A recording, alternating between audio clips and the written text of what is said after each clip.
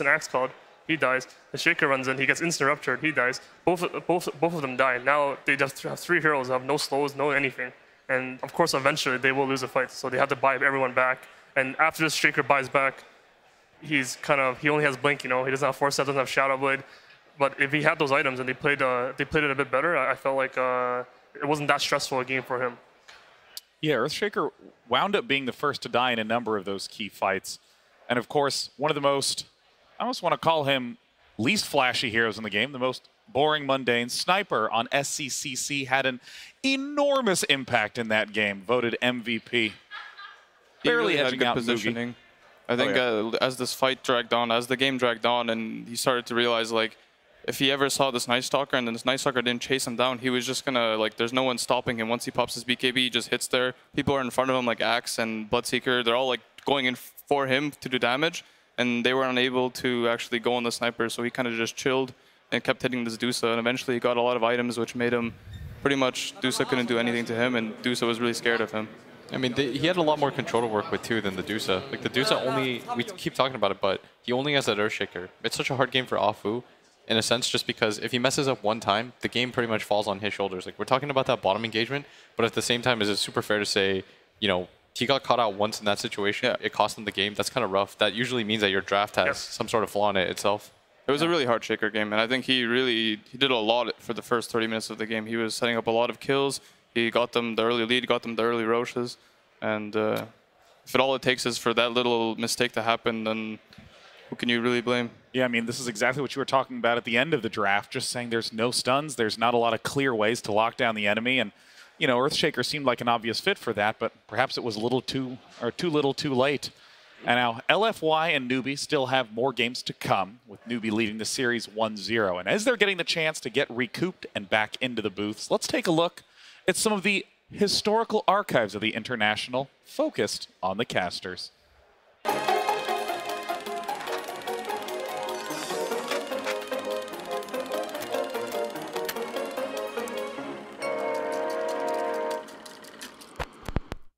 Players know what to do in an instant of a second inside a game. That goes for commentary as well. If a commentator knows this is, you know, this is the moment. Here comes the Ice Blast, ready for the dog!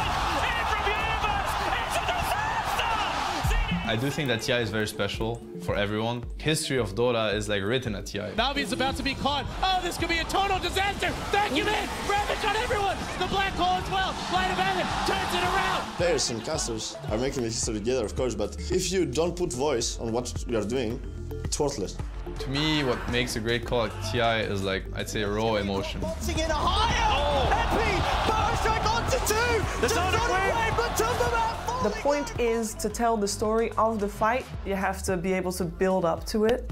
That itself, it's a skill that I feel only a very few people have. But now the call, there, he stops it right in the tracks. They're going to be able to take down 2, and a third falls from EHOME. Evil geniuses, they see. I think a good crowd is everything. At times, deafening to the point where you can't really hear the game sound. It's always like an interesting challenge finding the balance between egging them on and feeding into that passion, but not letting it like completely wash you away.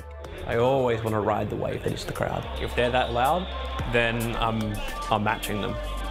Like, I will try and keep up. Bulba wants to open up. Tucky's dragging him back. Nixon holds Bulba away. Joe, low life. He can't Jacuzzi. Nice. He can't Jacuzzi. Liquid get first blood. That's what the thing is about classic good casting. Like, every single time, I still get goosebumps. Everything hangs in the balance. It all comes down to this. The last game of the International 3 finals between Alliance and Navi. 5th game, everything on the line.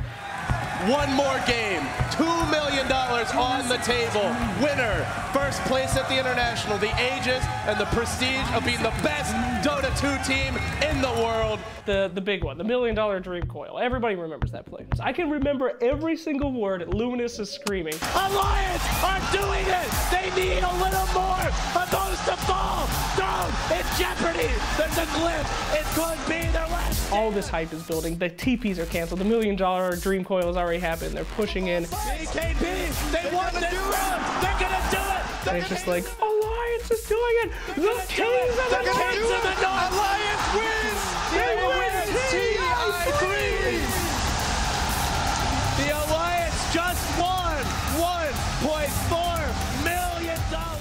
Every time I think about it, I get the shivers. It's just so good. If you have the same game commentated by different people, it will be a very different story for each commentator because each commentator will highlight something different.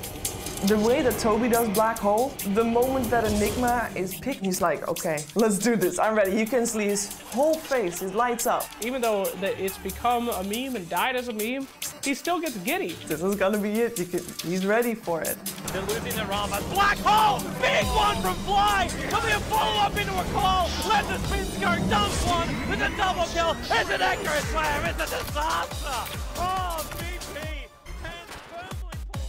Toby is also really good at commentary because he used to do acting jobs, so he knows how to use his voice without depleting it. And I think the Korean commentators do that as well. They get singing lessons or voice lessons so that they can shout. There was some clip on YouTube, the Korean casters, the hype level it wasn't just here, it was like here. And it was just this boring farm fest that went on for forever.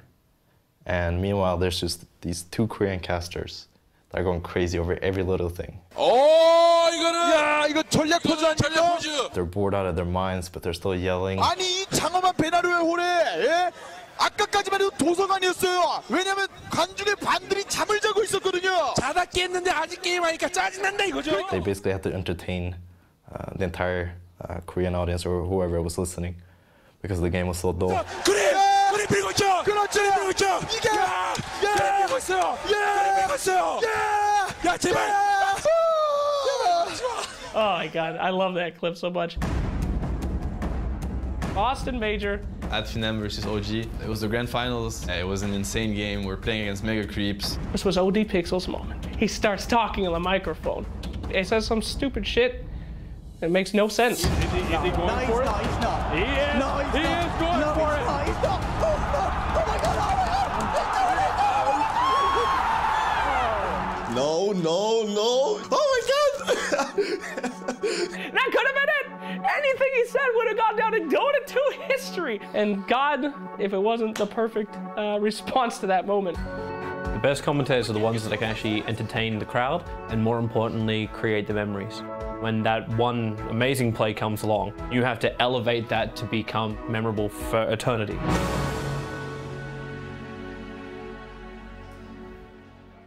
I will say, at TI5, I was in VIP booth right up here on the second story, and I watched $6 Million Echo Slam and heard Toby's voice crack live.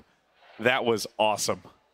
Yeah, I mean, who does it better in those kinds of moments? And you need to amplify that kind of intensity. Like, yeah. I was just dying when that happened. Yeah, the whole crowd leapt to their feet. Immediately, everything drowned out by screams. Super excited. If any of you have never been here, during a TI finals, the crowd constantly is going insane. Now, Newbee and LFY are headed back out to the main stage. Newbee leading the series 1-0. It's the first time that LFY had lost what I'll call a game where they were trying.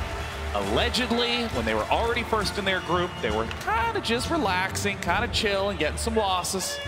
But now, the first time ever, Blitz. Trying to take away Bulba's accomplishment, I see. That's correct. Take that, Bulba. No, but for sure, this is a different situation. Just because you've been punched in the mouth for the first time in this tournament, you don't really know how to react. You've got young players. They've been so confident. When you're on this kind of roll, it just feels like it never ends. And now it's kind of come to a screeching halt. You lost a game where your draft was a little bit wonky. Maybe this is the first time they felt really uncomfortable in this tournament. How do you really recover from a situation like that? I mean, we got the man himself with all the magical insight. We got Jack with Machine. LFY, we've never really seen struggle in this tournament. Yeah. And they just lost the first game in the winners finals. And so we have to kind of focus on those that did it, right? Newbee, a team that even the group stages, when we were talking about them, Jack, everyone was kind of saying, previously they were regarded as the most patient team in Dota. The way they approach it, some players just find it almost agonizing, the amount of patience they exert. Did you miss me, by the way? Of course. You did? Okay, well, let's just do this. Over here in my corner, so. I know, you look a little lonely when you're on this island. You want to bigger and better things, so it's good to have you back. Not sure about better, but we'll talk about it later. For now, though, tell me more about Newbee, because I do feel, you know, it's sometimes easy to get sidetracked. It's much easier to focus on teams that we can actually understand their language. Fill me in on Newbee and what's going on surrounding them. This is probably the most anonymous or the least well-known of the strong Chinese powerhouse teams. When they first formed after the last TI. 3 legends who had won TI before left, Hao, Mu, and Chuan. And people were looked at this roster and they said, what is this? It's almost like a tier 2 team. Like these guys are coming up from Tongfu. They have Faith, who was a TI champion before, but kind of fallen off in the scene a little bit. And since then, they put on very consistent results in China. They were seen as the great Chinese hope for a little bit because through that winter, initially, they were the only good team that was consistently doing well. But since then, obviously, they've carried the flag pretty proudly, and there's just been so much criticism they've had to overcome. Oh, can we expand upon that? How are they perceived then? Where is that criticism coming from? It could be on anyone. Like, they could say Faith has a limited hero pool. Kaka's too self-assured with his drafting. He doesn't accept different ideas or look at those things. Can KP play in the offlane? He always struggles in lane, it seems. They have to help him. Is Mugi good enough to hang with the top carries? Just all these things throughout the year that they've had to hear. And obviously, they're here now. They've taken a win off LFY, which I don't think even themselves really expected to do that well against. So last thing before we give it to Sean, you're telling me now, so Chinese Dota scene right now is kind of in awe. This is like they've been critical of Newbee every step of the way, and now they're one away from the upper bracket final. Maybe not every step of the way, but I think they're finally starting to recognize and come around on Newbee. So it's good to see, and that they've made it this far. Newbee breaking their shackles, Sean. It's really cool, honestly, to see that they didn't just win that game. Yeah. They were in a rough position, and they held together and played very patiently. Certainly there were a few mistakes that we were talking about from the LFY side, but it's the fact that they're able to capitalize on those mistakes and not start making some of their own. That's really, really delightful to see. I love this corner, Jack. We'll come back another time, shall we? Of course. One of the best corners of the entire event. Thank you, gentlemen. And with that, LFY and Newbee will be heading into this next game, where right now Newbee is 1-0, and as was mentioned, they've had a lot of struggles and criticisms throughout the year, but they are in absolute stunning form. But let's not forget that they're up against LFY, the winningest team at this tournament thus far. We're going to head into game number 2. Neither team facing elimination, but they are one series away from the grand finals. Let's go into game 2. Newbee versus LFY. Game 2. See, that's Earthshaker? Yeah, that's Earthshaker right there. Isn't that I think amazing? he's Pudge as well. Yeah, he's Pudge. He's Earthshaker. That's so weird. He's they. All right, let's see if we switch it up. Let's see if the Lich is coming out. Death Prophet again, insta-banned. What did they pick for 5 last game? For Alpha?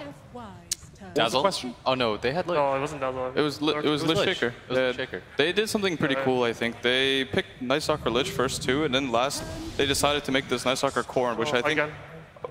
Oh. Well, one of the most common first picks of the entire tournament goes straight to LFY. It's going to be Night Stalker. Newbee. They're really confident in this Bloodseeker. At first you don't succeed? Same stuff, huh? Yeah. So I feel like last game, that Reaver pick was what really made their draft wonky. Because I felt like if they're going to pick an Earthshaker, they might as well just pick Earthshaker down and wait with their carry.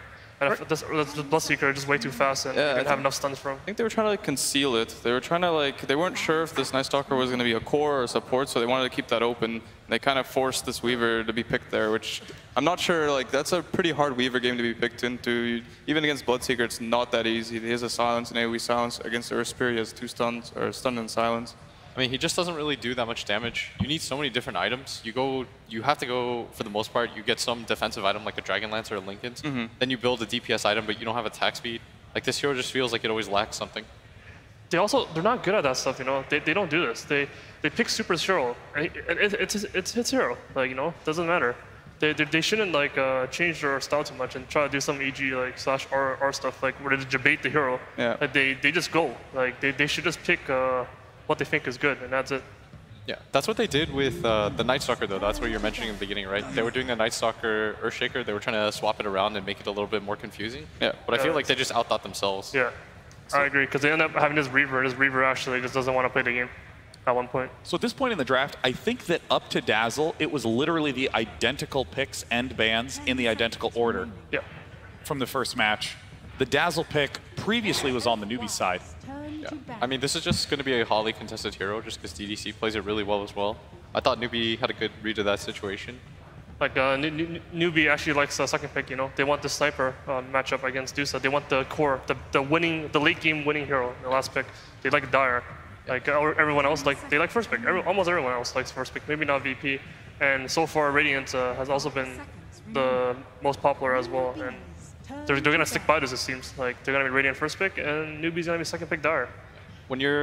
Usually when you're in that position, when you're second pick and you get to last pick your core hero, that hero has to pretty much carry you. Like, that hero is meant to just win you the game. Whereas when you're first pick, it's a bit of a different situation just because you have to reveal pretty early on what kind of core you want, and you're not going to get the ideal matchup.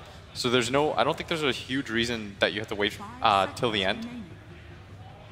Because it's not like you're going to get anything better. You're going to have to pick it 4th or 5th anyways, and they're going to be able to see what their core. But I don't think they should pick it 3rd like they did last time. Yeah, agreed. I think they always pick the 11th hero, Inflames hero early, and same with the other LGD team, they just picked his hero early, and he does well anyway. I don't feel like you need to conceal it too much. Yeah. Same with their 4th position players, they just do what they gotta do. They don't need this delay, delay for the carries in the mids, the new players. There was a time on Planet Odd in DC where I remember we used to have this idea that we needed to pick our offlane hero later to see what the carry matchup was going to be. And we had this idea, and we're like, we can't give our offlaner a bad hero. And then at some point, Misery said, all offlaners are essentially the same hero. There's some kind of stun. Doesn't matter what kind of stun they are. You're never going to get an ideal matchup. It doesn't really matter. You don't have to win this 1v1. All that matters is you pick a hero, it stuns, it serves the same purpose throughout. You can pick it early on. It won't make any difference in the draft. Yeah, basically you can rely on it to do its role. At a certain point in this game, like that offlaner will do what it needs to do to win a game. Like it can stun somebody, it can set up stuns, it can create opportunities. I mean, it depends on the patch, right? Some patches you might want some last pick Brewmaster, you might want some Tidehunter that's gonna destroy the lane. You might want some Enigma who's gonna win you the game. Oh, for but sure. So far right now, it seems like the Chinese are owning, and they're just picking Shaker.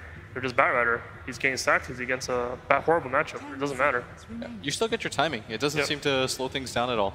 It's going to be your 4th position anyways that plays more of that roaming role. So you have space on the map to farm anyways. I really like Newbee's bans, I think. They identified this Dazzle with the carries, so they're trying to ban out these carries that sort of with Dazzle have a good combo going. And I think those 2 heroes are actually pretty good versus Bloodseeker as well. Yeah. So they've identified what they wanted to do pretty well here. I mean, if you're Mugi, and you know that things are a little bit flexible, are you saying this is a fine Bloodseeker game, let's just continue to wait for SEC's hero?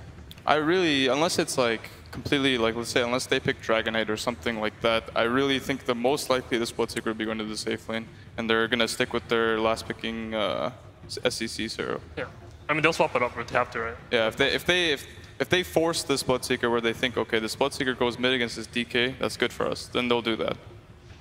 If they think they can find a Mugi hero that will also win the game. How do you feel about this Sven first Bloodseeker matchup?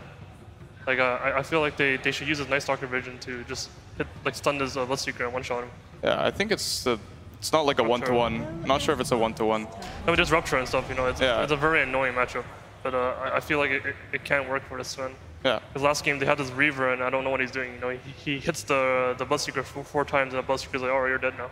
Warlock making his 2nd appearance was in VP's draft. Yeah, I haven't seen this hero that much. Has Newbee ever picked it? I can't feel like I remember. Not in this tournament, I believe. They have some extremely strong teamfight heroes though right now. Oh, that's a good hero against Bloodseeker, I believe. Yeah. I mean, the vision game right now is firmly in LFY's favor. Yeah, this is what it's looking like. It's looking like Newbee wants to have the ability to team fight, and then now it's looking like LFY wants the ability to use vision to force an uneven fight. Last pick. That's a pretty good counter to Beast.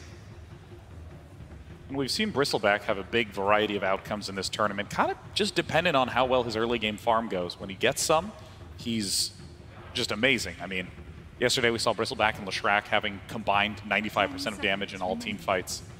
But then we also saw Mind Control struggle to get farm with Bristleback, and it was essentially like it was a 4v5. Yeah, because the downside of this hero is oftentimes it's going to go to the off lane, and you don't have a stun or anything like that, so you need an extremely good laning phase. Like, this hero needs to run you over. That's why Liquid picks it with Coddle so much, because then they have 3 frontliners or 2 frontliners, and they just have a lot of... The team fight doesn't really matter then. If you just send this Bristle forward, you get him to tank everything, then you don't really need an initiation. It's a little bit more like you can have something that counter-initiates, like the Coddle. In this instance for Newbee, it's going to be the Warlock. Just wondering if LFY is like sort of identifying they might need some deep push, because what it's looking like is that... Sven here. Sven, you think? There's a Bristol and a Bloodseeker and a Warlock, and they have Beastmaster, Night Stalker vision. Clinks. Oh, Clinks. I think they're kind of committed at this point to sort of spreading out fights and like having the ability to fight an uneven fight, because I don't think looking at this lineup straight up that they don't really want to engage in a complete 5v5 situation. They want to like be able to pressure a tower on the opposite side of the map and force somebody to go there, and then quickly react to the other pressure. Like if Bristle is like playing really aggro, they want to force someone to go to the opposite side and then go on this Bristle. And I mean, we've talked before about the idea, you know, looking at LFY's lineup. With their last pick, should they try to hedge this position and try to fill in this gap, or do you think they should drive even harder in this focus of spreading out, splitting, and really avoiding the big team fight?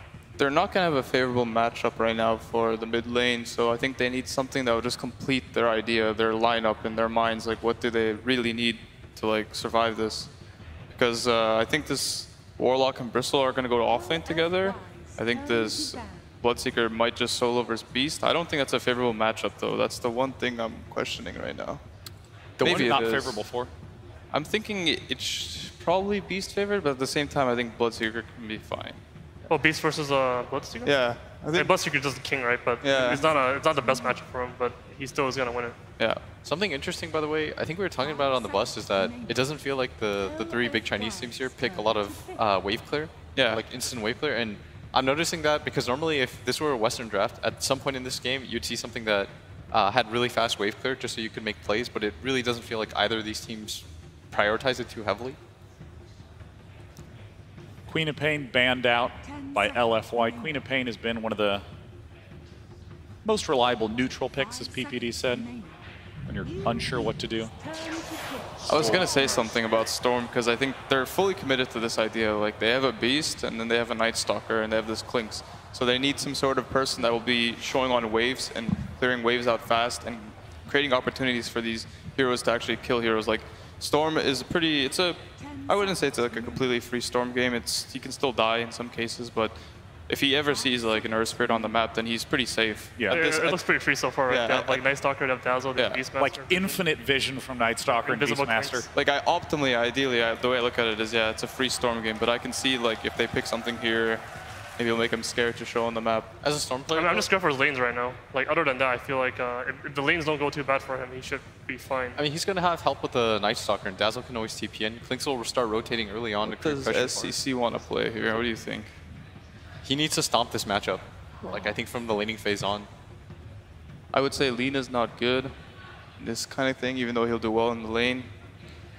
Say... Oh, Lina, my heart. Sniper might be kind of meh. No, you don't sniper against. Yeah, you don't sniper. So what does he want? We'll see now. Oh, Husk no.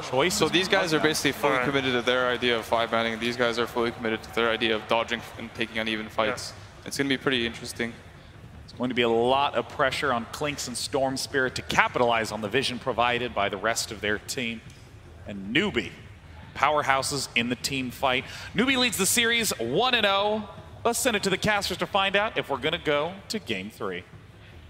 Thank you very much, Sean. And indeed, here we go, ladies and gentlemen. Game 2 at the Winners Bracket Final. LGD Forever Young against Newbee. We've got a Pugna, Fogs. I know you're a We bit of have a fan of it. Pugna.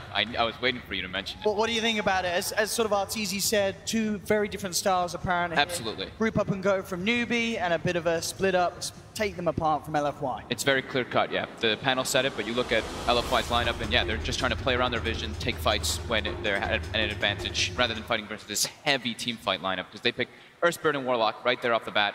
LFY identified, they're like, no, we don't want to be running head into them head-to-head. So they want to be able to take fights around that vision and take it to later stages, so Super get out of control in the Storm Spirit and the Clinks. All that maneuverability can be pretty hard, because it's going to be a lot of the weight on the Earth Spirit's shoulders to actually lock those guys down, unless Newbee's able to just group up and go for that death ball, because Bloodseeker Pugna is also a different monster. It's a Blood Rage Pugna in some of those situations when you're going to be pushing, if they see the good chance for it, of course. I mean, talk to me about these two heroes that I feel we have not seen that much here at TI. The Clinks and, of course, the Warlock sneaking in for the second time. Why have we not seen more of these heroes, and what makes them good in this matchup? Well, Warlock's gotten nerfed a bunch, of course, because of how dominant the hero was during Kiev, etc. But this time they have the Earth Spirit. It's just a great combination with that one. It's got like a sustain hero as well for their push, which we identified that Newbee's trying to do. And then we're looking at the Clinks for LFY. They're just trying to go for that hard-to-kill hero who's very elusive, get into the back lines, and kill those big initiators, and just play solely around vision. That's all I'm seeing from LFY's lineup. And I mean, if Newbee do get this sort of push going early on, do LFY have really the potential to stop it? I mean, the panel talks about how a lot of these teams do draft a bit of a lack of wave clear, and that certainly is apparent from from LFY's draft. It feels like if Newbee do get the edge early on and start to push down these lanes, it's going to be very hard for LFY to put a stop to. Absolutely agree with you, Owen. That could be a big concern for LFY. If Newbee comes off to a good start, if they get the lane matchups that they want, and they're able to snowball through, be able to group up with a very tanky Bristleback in the front line with Pugna blasting, and they have these two heavy ultimates, they could just keep forcing LFY back. So LFY is going to have to do a good job of splitting the map up, but they do lack that wave clear. And I think if anything, that's something maybe Newbee looking back at the first game. As we saw, game one, they had really good lanes. They were doing incredibly well in the CS, and then it just got to that point where LFY grouped up and started fighting, and they had the superior coordination. So this is Newbee saying, we can win the lanes, and now we have the potential to push it and take advantage without giving LFY that sort of chance in the mid game. Yeah, looks like LFY got the lanes that they wanted to. They got the Clinks versus the Bloodseeker matchup, instantly TPs toward bottom. Doesn't want to be placed versus a dual lane. So KP's going to make his way top to match up versus the Clinks as they wanted. Kaka getting some pressure on him here from Poison Touch and Monet, but should be fine to get back to the tower. And you sort of agree with the panel as they were saying about this sort of Bloodseeker Beastmaster matchup, that the Bloodseeker will come out on top, but it's not a lane that the Bloodseeker is going to dominate. Yeah, it's Bloodseeker versus Beastmaster with the Boar can be obnoxious because he can keep distance from you, but the fact that Bloodseeker just has like infinite sustain in the lane, and if the other lanes get pressured, the Thirst just starts kicking in. That hero has ridiculous base damage too. I mean, we saw that Faith just face up wanting the creep wave and Inflame. Trying to push the wave in as best as possible to get that side pull, but Inflame able to actually grab that wave. Really important for this Beastmaster to do that there, so he doesn't get denied all that farm.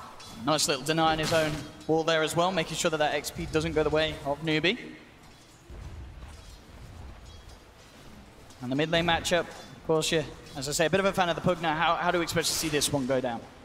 Storm can do fine in this matchup, but Pugna can pressure with any rotations pretty hard. You're pretty susceptible to kills because you have to walk up as a Storm Spirit, while Pugna has a clear range advantage and can harass you more with the blast. First few levels, Storm farm, but yeah, if Kaka makes rotations in, that's easy kills in Super. Here we go, coming out. Yeah, the Decrep setting up for the rolling for Kaka. Super incredibly low. Still only level 1 on the Earth Spirit, so unable to fully clean him up, but forcing a salve, forcing him back, and this is pressure they're causing on a separate lane from the Bloodseeker, so the Thirst starts to kick in and he gets more of an advantage. We'll probably see the Warlock get out of that bottom lane and try to maximize. CS in the mid lane, just a slight edge for SCCC at the moment. A couple more levels and it becomes harder and harder for Storm. Storm will have to resort to jungle whenever that Earth Spirit's off the map.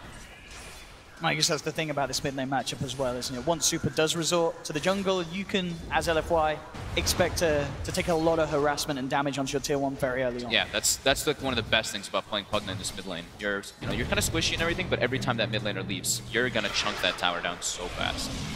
And actually uses the Decrepify just to annoy Super for missing a CS.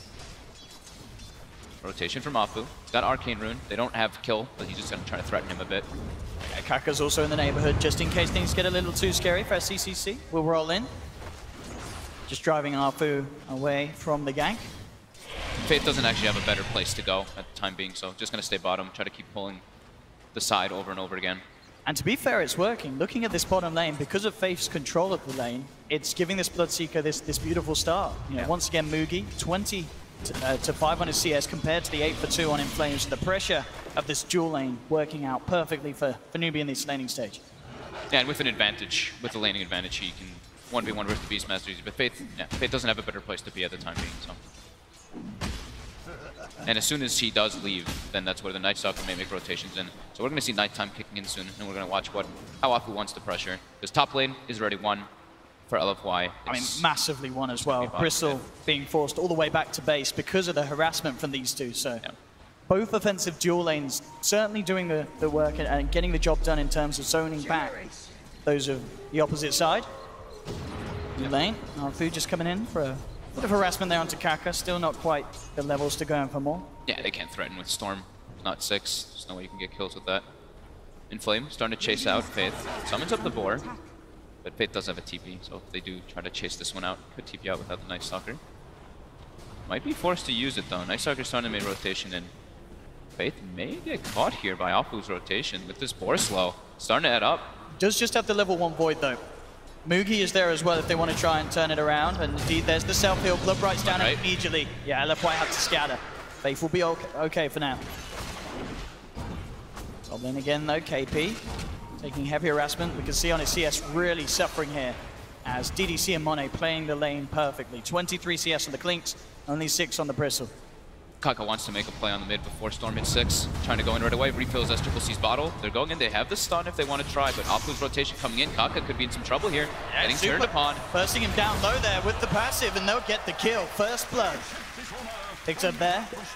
Again, just the reactions of both of these fours towards this mid lane. A lot of attention, and as we saw it there, LGD.FY coming out on top. Super's got to be pretty happy there. Not even level 6 and picking up a kill. Pretty decent start for the Storm Spirit. I'm very close to having that 6 as well. And as you say, as soon as he has that, this mid lane becoming that little harder to gank. They have to make sure they hit that stun or silence from the Earth Spirit first, rather than relying on the roll. At the same time, bottom lane, Fairy Fire, not going to be enough. Mugi and Faith moving with a fatal bond to the chase down from Mugi. Also secure themselves a kill and really keep Inflame behind. At the same time, though, mid lane SCCC actually able to take down Super before he quite got his level. About to be 6, but gets, SCCC gets to level 6 first. So Decrep Blast, and you just get life trade. If you have Vision, which of course you do because it gives True Sight, you just kind of get killed out quickly from it. We'll see if they can do anything about this. The roll's going to miss. Arfu should be fine as he flaps his way out of the Roche pit. Not quite the control there they required from the Earth Spirit. I mean, even with it, it's still a fairly tanky Night Stalker, even though he is just a level 2 or such. Look at the emphasis on the mid lane to defend SCCC. 2 wards being placed out in the first nighttime there. Kaka getting chased up. He's got a little bit of that minus armor from that Ancient Creep too, it's looked like. He should be fine, he can roll out. He'll kick Arfu away. And he's out. Indeed, he's fine. Nearly level 3 here on this Night Stalker, but a lot of roaming around from Arfu. Bottom lane Mugi Trying to go for a courier snipe here on Afu. 1, 2, it takes 3 hits though. Unable to get that one. And look at the bottom lane as well. Inflame being kept right behind the tower here. Knows that that level 6 is up on Mugi. Early Storm rotation coming in. It's the rupture down. Bloodbright as well. Inflame trying to give himself hidden in the tree line, but they should spawn him out. Looks like he's not quite low enough to give them the vision, and now the turnaround potential is there. Super zipping forward. Arfu blocking Mugi off as well for the time being. Oh, he's trapped. Out. Doesn't look like he had the heal bomb. Not quite getting the full potential there, but Mugi indeed sandwiched in the tree line will finally fall. But now he left mid. That rotation from the Storm Spirit. Look at this mid tower. It's just going to get chunked upon by that level 4 blast. So much damage here. I mean, DDC will come in and try and slow down the siege of SCCC, but indeed one more movement like that, and that tier 1 will be gone. Very hard for LFY to deal with this sort of pressure from the Pugner early on. They don't really quite have a hero that they could put there and on their own sort of slow down the siege of SCCC. Yeah, they've got no, like we talked about before, there's no wave clear, so trying to push him out. They have to go for, wraparound kills onto him instead of trying to slow down the siege. Clinks though, Monet having an excellent time in that top lane, kind of as we expected, versus that Bristle. Keeps forcing him back to base over and over again. KP getting heavily punished up there. Only 15 CS on that safe lane Bristle. And they've been maximizing as well, so the Dazzle's level 5. We take a look, the Earth Spirit's level 2, Night Stalker level 3, and then the other supports are already both level 5 on the side, both teams. A bit of a dream rune there as well for SCCC as he bottles up an Arcane Rune, immediately making the movement towards bottom. I mean, Arcane Rune and Pugner, that is almost certainly a guaranteed tier 1 tower here for them. They see the rotation coming, so Beastmaster just gets the hell out of there, knows he can't slow this down at all. This tower's dead. I mean, look at this, every 4 seconds, a huge amount of damage. They've got Roar though for top, KP, definitely gonna get brought down easily. Heal Bomb on top of a Clinks with Death Pact. But Newbee doesn't look like they want to stop. They've got Blood Rage, they've got Arcane Rune Pugna too, so they're just gonna continue sieging down bottom. Yeah, LFY at least looking to find the tier 1 trade. But it is certainly getting to that point where Newbee can group and go with this.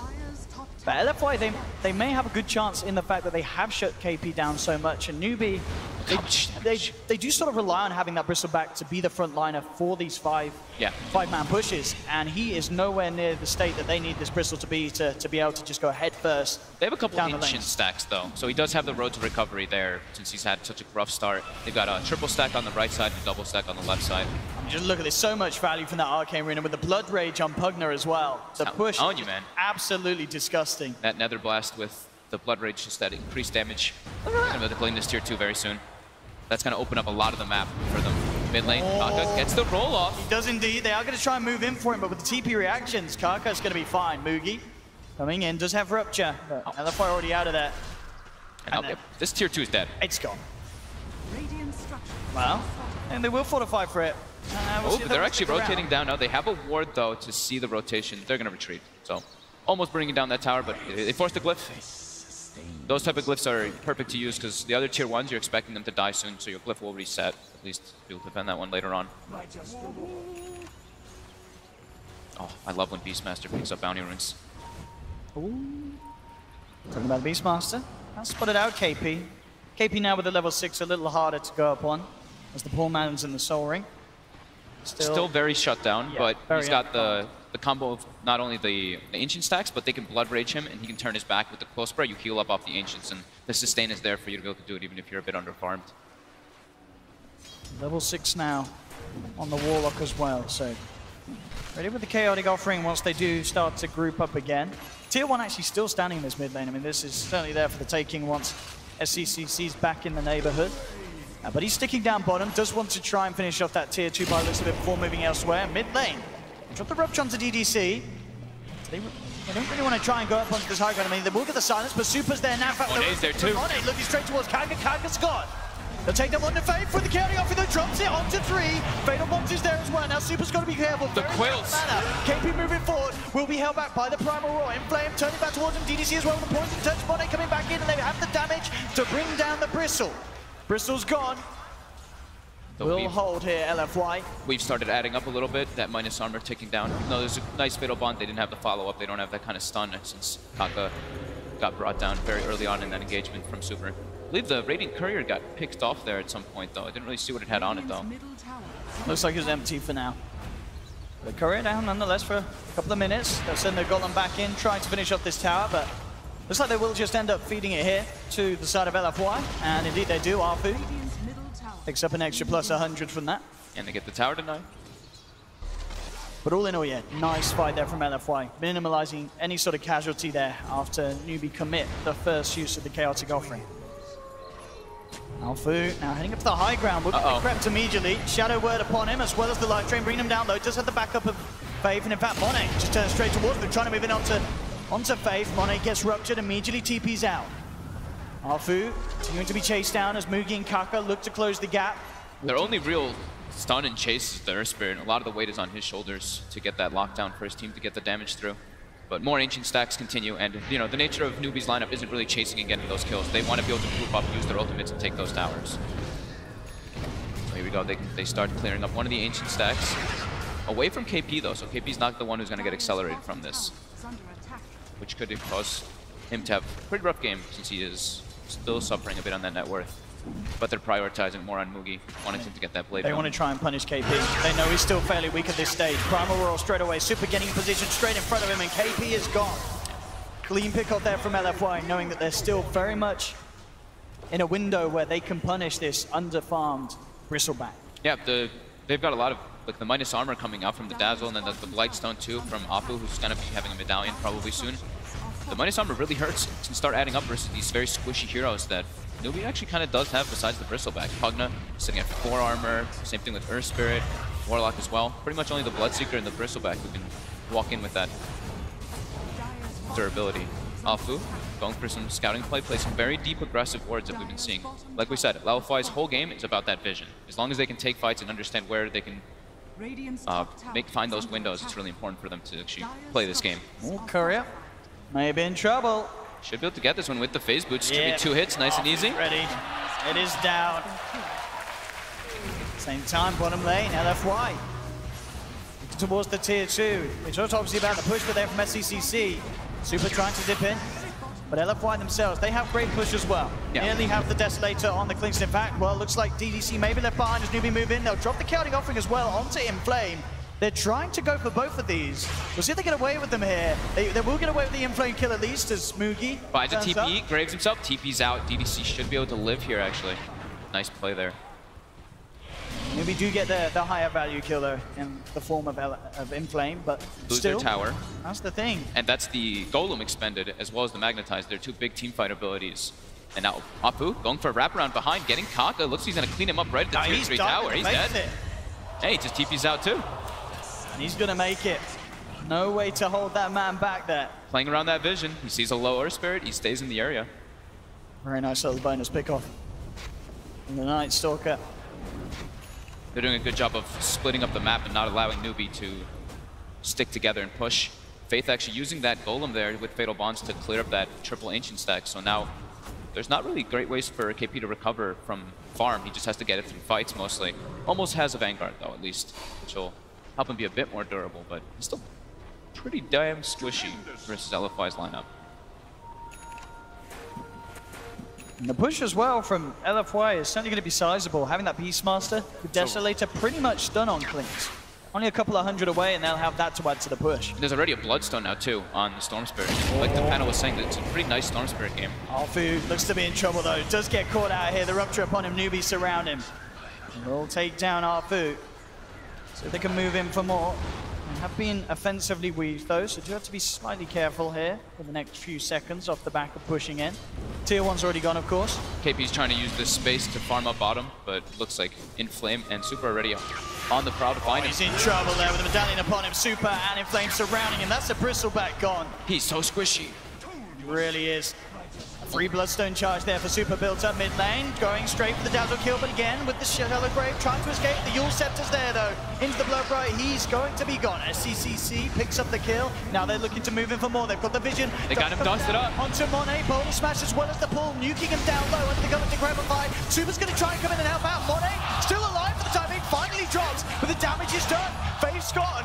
Now they can look for more. Moogie dropping down the Bloodbright, but already Super zips out of it. Gets in front of him. There's the silence as well. Magnetized, ticking them down low on the side of LFY, but they will survive nonetheless, and they're the ones picking up the kills. They may even get more here as well. So many Bloodstone charges going for Super. And they get Kaka, that's the question. He goes for the TP out, he's not going to make it. Arfu's there with the lockdown. Super picks up a triple kill. Newbee's unable to get that group up. I want to say that the Pugna was, did he get Blood Rage there? Because he died super fast. We'll see in a second, but it looked like maybe that ended up happening. They're just not able to get grouped up and get those fights happening like they want to. LFY is really splitting them up, and with these Bloodstone charges stacking up for Super. I mean, Panel mentioned, this is a dream Storm Spirit game. There's only one real lockdown coming out from the Earth Spirit. We'll see it again here, this fight. As you say, to start with, I mean, Faith, even though he does end up, DDC, even though he does end up going down, he's kind of creating the time that's required for LFY to start thinking about getting the fight going on and looking to try and turn it. Monet as well. Getting gone upon here. I mean, we're seeing as well with the Decrep, so much magical power that Newbee had to burst him down, but Super just quick with the reaction, incredibly low on the mana. But again, Inflame just doing so much with this medallion. Arfu as well being too tanky to deal with at this stage, and Super just using every little bit he can, has that Arcane Rune as well, so he can continue to go ham in this fight. It literally was the dream there for him. Yeah, Warlock unable to get Golem off. LFY's making their vision lineup work really well around what Newbee's got. Newbee now making their way into the pit though. This is what they need. They really need Aegis to be able to force those towers. KP's just still very underfarmed. They need to find a way to get him back. I don't know if they can get away with this though. LFY heading over.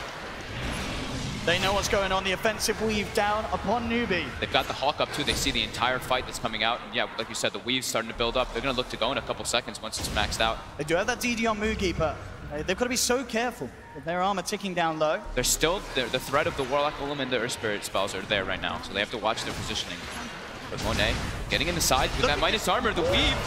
Moogie falling down low. Inflame comes in from the side, but the counting off is jump straight onto the Beastmaster. Beastmaster down, Monet trying to man up. There's the Decrep holding back the Storm Spirit, but now he zips forward. Super going in onto Faith, takes one, takes two, double kill for Super. Now looking towards KP, the ball smashes out. KP turning with the Quill Sprays. Still alive for the time being, but Monet, has he got the damage? He has not. They're losing too many. LFY. Monet being chased down as well. Super still around. Kaka ran out of stones there. They've got to get back. They have got the shrine. Roshan still alive for the time being. Newbee as well, having to back away from it.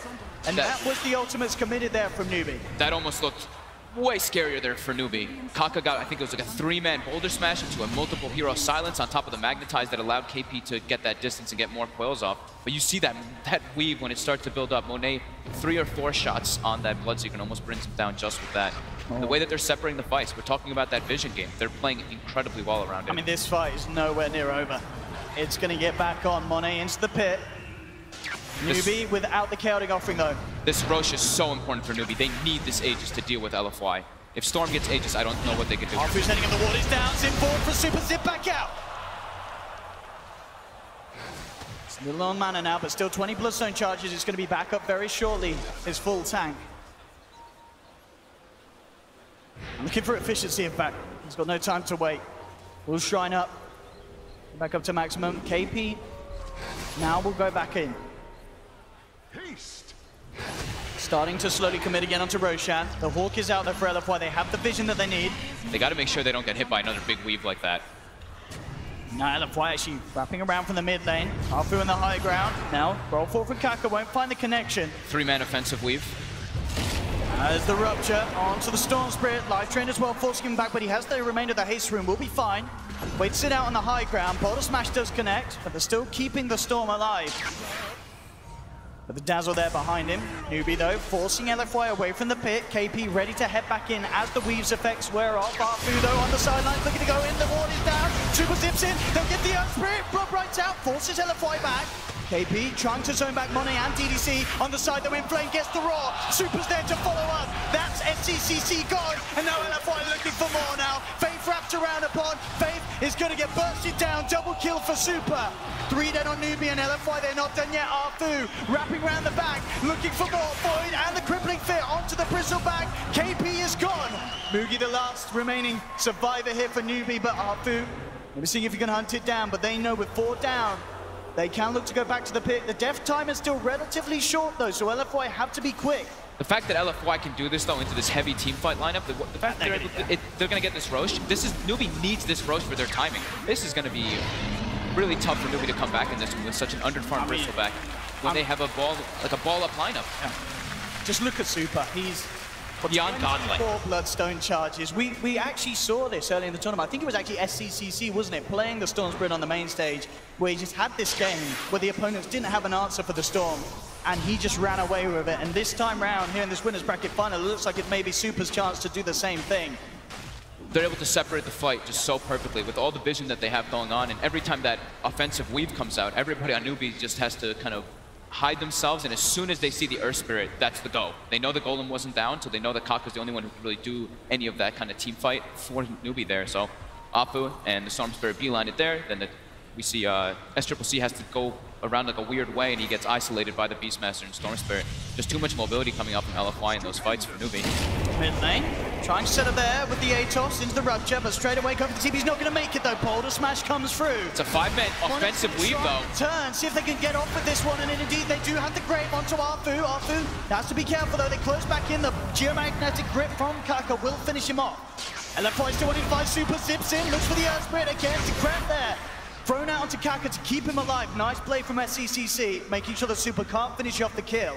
Nobody's making sure to just completely group up. They've got Golem online. They still have that very strong team fight when they've got all their ultis available. And building multiple medallions. They're really trying to deal with this minus armor. You can tell by the way their itemization's coming out. Blade Mail on Mugi, medallion on Earth Spirit, another medallion on KP. They need to solve that damage issue. We'll get the deny into the tower though. And nonetheless, just taking the titch off the map. That's great news for Newbee. LFY's trying to get a fight going here though. The weave is starting to tick up onto KP. They are smoked up on the side, but Newbee's still all grouped up. Can he get this jump? Does he want to? Nice Tucker is back up. Do have the full 5-man. Newbee still sort of aware that something's going on. They're going to head towards and they will spot out the Beastmaster now trying to move in silence there, but Super immediately going for the back lines. Grabs the Earth Spirit. Again, SCCC with the Decrepify, keeping the Earth Spirit alive for the time being. Super will still try and follow through and commit onto Kaka. Does get the kill, but they've lost in flame. LFY with Monet and Arfu trying to finish up KP.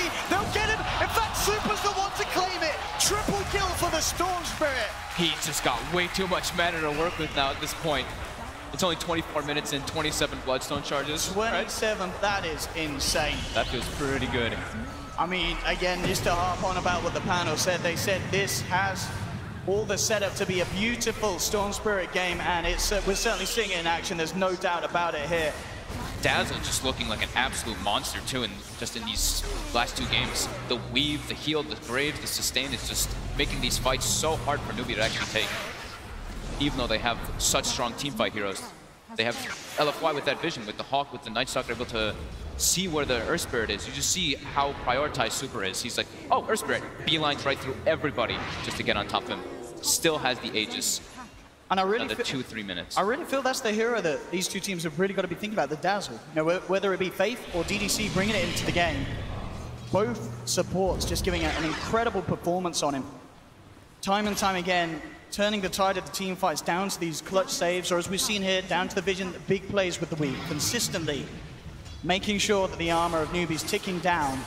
And then these sort of fights are set up where Super just zips in and cleans them up incredibly quickly on the Storm Spirit. LFY will take another tower, tier 2 down on the top lane. I want to say he's been hitting like 4 average enemy heroes with those weaves. Yeah. It's been looking like the majority of the engagements.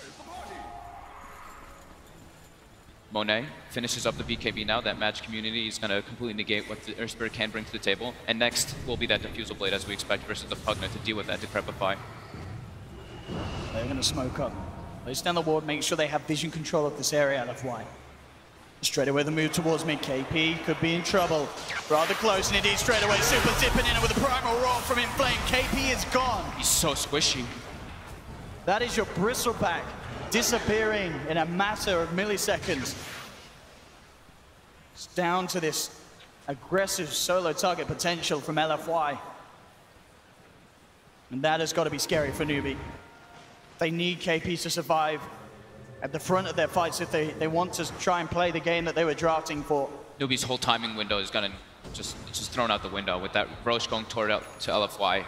They now don't really have that group up mechanic, and this is where the vision games start to become more and more useful for LFY. They can just start to suffocate the map from Newbee, and they have the heroes to pick people off all over the place on the sides, be it the Beastmaster Clinks, Storm Nightstalker, any type of those two situations where Newbee splits up anywhere, they can just get easily ganked up.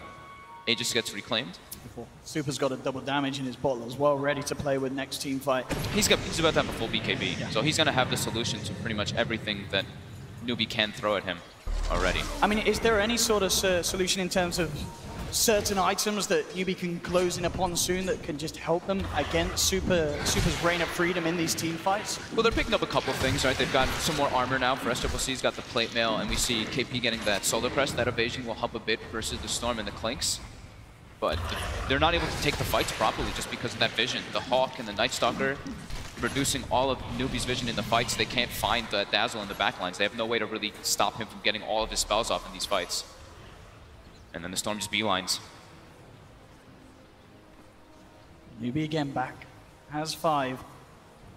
Moving towards that top lane. Still a tier 1 and a tier 2. They still have very strong like 5-man. If the fight just comes like straightforward, if they're just like fighting 5v5 like that, Newbee can win it, of course. But it's the fact that LFY can always just pierce that backline so easily. Yeah, so little they can do to stop Super. Spooling straight into the entire lineup. BKB now finished for Super. I think the Diffusal Blade's about to be finished, is finished for Monet in a second too. So that could be their timing to go. But the pace of the game is pretty decent for them. They're probably feeling quite happy that Newbee isn't grouping up and taking tier 2s, and they're all just farming spread out. This is like the dream for LFY's lineup right now. Level 18 now in the Clinks, that max Death Pact. As well as level 20 on Storm Spirit with that extra attack speed talent. And they even pick up a gem now, so wanting to continue their lead more and more in that vision advantage. Again, the runes are looking beautiful for Super. DD active, Arcane in the bottom, straight away. Through. That's a free pick there. They've got the vision. They hunt him down. In fact, he's toying around with another one there. KP will be forced back as well. At the same time, in the mid lane, Arfu and Inflame come straight in with a primal roar. It's honestly looking impossible for Newbee to do anything. They're unable to group up versus this lineup. Now the BKBs, as we were mentioning, on LFY, they're looking to threaten that high ground. And they need to have both their supports alive. Both down for 25 seconds. This is a great opening for LFY to move in straight away. Super goes in onto KP. Does have the Lotus Orb up on him as well as the Decrep.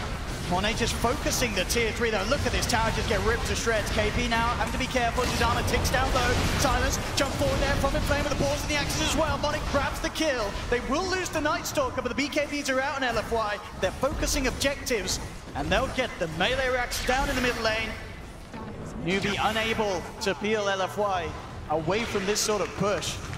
Maybe seeing if they can punish. They're TPing into the shrine, trying to cut it off. They do get the silence of the boulder smash onto Super. Super, is he going to be fine? There's the carry off again. He dropped down, he's falling low, he's gone! Massive kill there for Newbee. Can they get more though? Monet dies too. Well, does take a double kill on the way out. But both cores taken down in this fight. These are big kills, but look who's back. Super immediately respawning there with the Bloodstone charges, looking to watch that CCC. There's the Lotus over there, just grab back each Gotta get silenced up here. Get taken out again, he will kill himself. But this is a lot of Bloodstone charges now gone on Super. 2 deaths in quick succession. DDC going for the grave TP out. Will make it. No vision, no sort of chance to cancel it. Did he recover the team's gem? He did not. Look at the gold swing as well from that fight. This is sort of a similar fight to what we saw in game 1 where Newbee were able to sort of just shake LFY up just enough to get their cores back in a better position. The TP from Kaka was perfect there to get in the back lines and get a stun out. He actually, I believe he missed the Magnetize, so he wasn't able to spread it from during the Fatal Bonds there, but Faith got a beautiful Chaotic Offering, the stuns came out, and with that Nether Ward damage, it added up a bit versus Storm. Super, of course, respawns, but unfortunately gets Lotus Orb pulled into a Blood Right. And all those beautiful Bloodstone charges that Super once had, being knocked right back down to 13. Still, obviously, not in a bad place, but just in comparison to the power that he once had, certainly not going to be quite there anymore, and he'll feel a little less able to go too chaotic with his long-range initiations. It hurt. At least they got the racks before that happened. Next big situation is going to be around that Roche. Chaotic Offering down for about 80 seconds, so Roche is going to be spawning in 40, so there'll be about 30-second downtime. Faith is mid. Trying to go for Faith. Diffuser Blade there, getting through the Ghost Scepter. He's gone as well. They've lost 2. Oh my god, that damage. It's just too damn big at this stage. They get the grab onto Kaka. He can't escape. Ticks down to the Orchid and now Mugi. They don't even want to wait. Remaining survivor here for Newbee, getting chased down. Monet moving into position on the high ground. Mugi has the BKB. He has a bit of the Shrine Heal. He's trying to make it back to the fountain. Looks like with the Blade Mail up, he will survive. You don't want to move whilst you got that on your son. He's feeling confident. Knows that only the Bloodseeker's alive though. And they're just fighting through the backdoor regeneration. Now it's gone as the creeps move in. I think that's just the game. They kill these buildings so fast with Beastmaster Aura plus Blinks. And they even build Glads on top, so heavy Aura gaming coming out from LFY on top of this. 18k gold lead. Newbee may have one last fight. If that, as you say, as it's looking pretty grim for them as LFY. No downtime when they saw that. When they know Chaotic Offering is down, they just try to make that go. Newbee trying to make a last stand here. LFY though, not forcing the issue. Don't feel like they really need to. They're probably pretty aware that Roche is going to be spawning as well, so safe place to wait for that Aegis cheese and end the game. Absolutely, LFY looking on the verge of bringing this series to a game 3. Definitely one of those games. We sort of talk about matches such as where the Huskars last picked or something, and it feels almost like a free game. The Storm Spirit definitely having a similar effect this time round. Just that pick that you can't prepare for. I think that high ground ward that they have in the base may have actually caught in this one from the way that LFY is playing right now. Everyone kind of backs up and playing in very defensive positioning. Newbee going for a very desperation type play here. Trying to claim the high ground. We did see these sort of plays work out in game 1. Hawks coming through. It actually gets hit by a Quill Spray there. I don't know if LFY saw it just yet though, but now they do see everybody as the smoke reveals. And they kill the Hawk. But now LFY's on the chase. They turn it to night. They want to fight around this Roche pit. KP trying to bait something on the front lines, but look at this wraparound from LFY. Not quite ready to jump in. They want to get to the high ground. Newbee needs an incredible high ground advantage. I mean, Newbee's got to be so careful here how they come back into their own jungle. LFY's Faith. They lose Faith. That's going to be no chaotic offering for this fight, and indeed they have. He's down. Newbee needs to run away, but their base is starting to get destroyed by creeps. BKB from Mono up, he just goes straight to the correct fires out there onto the Bristleback, trying to keep him alive. Blood Right is down, Mugi trying to manipulate to Mono, but they've lost the Earth Spirit. Mono still surviving throughout this all. They're taken down 3, turns one Mugi, but he kills himself on the Brave Mail. They called though. Yeah, Mugi's down, it is too much. It doesn't matter that the Clinks is gone. GG is called. And LFY get themselves the win, bringing this series to 1-1. We are going to be going to a game 3. But LFY is certainly looking to be back on and hitting their stride there in that second game. We expected this one to probably go game 3. One of these two teams very comfortable playing versus each other. But overall, this game, LFY playing incredibly well around their vision. And they got the lanes that it seems like they wanted. You know, putting that Clinks up there to shut down the Bristleback. KP never actually got back into this game. They had the Ancient stacks for him, but he never actually ended up farming them. I feel like that was actually one of the things that didn't allow Newbee to group up because of how underfarmed this Bristleback was. These big offensive weaves coming out from LFY. And yeah, Newbee just getting dismantled by all that vision, and the Storm Spirit just getting 15-minute Bloodstone. As soon as he got the Bloodstone, he gets, what, 4 charges right off the bat afterwards. So, super good Storm game, and LFY made it work around their vision. I mean, vision. It really was. Just the fact, as you say, with the weed, with the hawk, every fight, LFY had the perfect opportunity to make sure that Super knew where his backliners were, where he was going to go straight in on first. And, you know, it just came down to that last fight as well, just losing the Warlock. At the very end, we saw very little fights where there was even the chance to get that chaotic offering out that Newbee needed to have the chance of turning a team. And they played super well. Like every single time the chaotic offering, or let's say the magnetize was down or something, they were looking to go. They were trying to make those fights happen. Very hard game for Newbee to kind of take out after LFY just plays so good around their vision. And this Dazzle's looking really, really strong, at least in this matchup between these two teams. I really feel you. That's the harp on about it. Dazzle certainly seems to be the hero at the moment. Both supports, DDC and Faith, seeming to be the best Dazzles at the moment in the world, and giving us some incredible support play here in this winner bracket final. But that's it, 1-1 at the moment. We will be going to a game 3, but for now, back to the panel to hear what they have to say about LFY's domination. Thank you, OD. With that, Newbee and LFY are tied 1-1, and though neither team can get eliminated in this match, they desperately want the win to go to the grand finals and guarantee that they don't have to play a back-to-back set on Saturday. Now, Blitz, I know you were talking about how that was the free Storm game. Anytime Storm did anything, yes, you see Arteezy rolling his eyes. Every time Storm did anything, Blitz looked directly at Arteezy. It was a free game. Like, it's a free game. I told him every single time. There was no way he could lose that game. I could have played that Storm and we would have won that game.